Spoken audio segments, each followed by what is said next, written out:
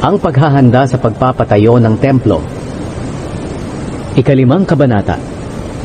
Matagal nang magkaibigan si Haring Hiram ng Tyre at si Haring David. Kaya nang mabalitaan ni Hiram na pinalitan ni Solomon ang ama niyang si David bilang hari, nagpadala siya ng mga opisyal kay Solomon. Pagkatapos, nagpadala si Solomon ng mensahe kay Hiram. Nalalaman mong hindi nakapagpatayo ang aking amang si David ng templo para sa Panginoon na kaniyang Diyos, dahil palagi siyang nakikipaglaban sa mga kalabang bansa sa palibot. Hindi siya makakapagpatayo nito hanggang hindi pa ipinapatalo sa kanya ng Panginoon ang lahat ng kanyang kalaban. Pero ngayon ay binigyan ako ng Panginoon na aking Diyos ng kapayapaan sa paligid. Wala na akong mga kalaban at wala na ring panganib. Kaya naisip ko na magpatayo na ng templo para sa karangalan ng Panginoon na aking Diyos, ayon sa sinabi ng Panginoon sa aking amang si David. Ito ang kanyang sinabi, ang iyong anak na ipapalit ko sa iyo bilang hari, ang siyang magpapatayo ng templo para sa karangalan ng aking pangalan.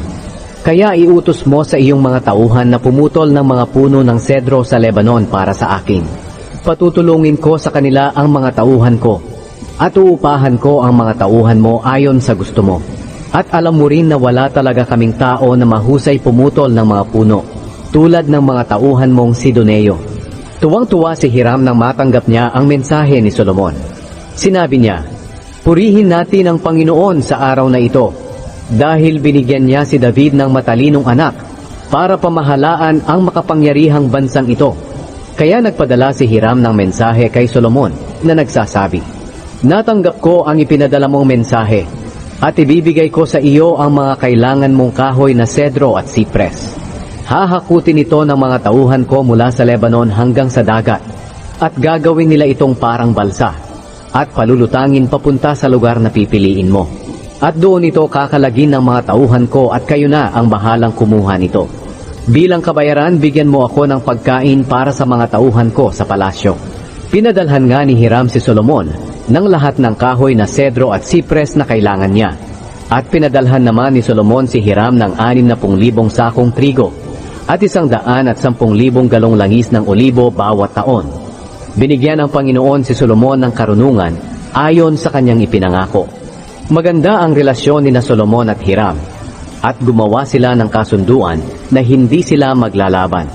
Pagkatapos, sa pilitang pinagtrabaho ni Haring Solomon ang 30,000 tao mula sa buong Israel. Pinagpangkat sila ayon sa bilang na 10,000 bawat isang pangkat, at ipinapadala sa Lebanon bawat buwan. Kaya ang bawat grupo ay 1 buwan sa Lebanon at 2 buwan sa kanilang lugar. Si Adoniram ang tagapamahala ng mga trabahador na ito. May 70,000 tao si Solomon na tagahakot ng mga materyales at 80,000 tao na tagatabas ng bato sa kabundukan. Mayroon din siyang 3,300 kapatas na namamahala sa trabaho at mga trabahador.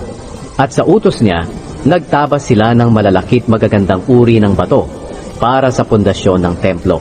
Kaya inihanda ng mga tauhan ni na Solomon at Hiram kasama ng mga taga-Gebal ang mga bato at mga kahoy para sa pagpapatayo ng templo.